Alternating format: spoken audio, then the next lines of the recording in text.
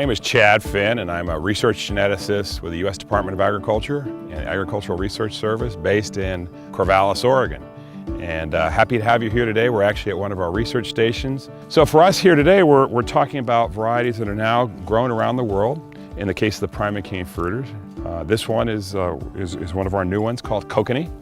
Kokanee, in our program, we identified it initially as being high-yielding, large-fruited with great flavor. And Kokanee has a nice gloss. At this stage of ripening, it still tastes very much like a raspberry. It's got good Brix level. It's very good to eat. One of the nice things about Kokanee, especially for some of the fresh market, is it's got that nice, fresh, bright color.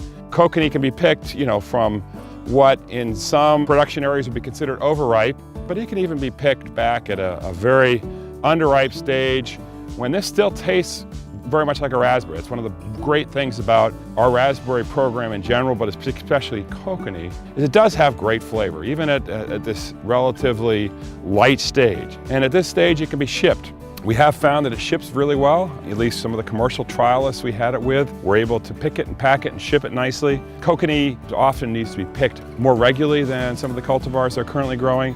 So if you're currently on a 2 or 3 day rotation, you might be on a 1 or 2 day rotation. Other things about Kokanee, like I said, it picks really well at a nice stage. Kokanee for us has been a productive plant. As almost all raspberries, it will get root rot, but it's not very quickly to get root rot.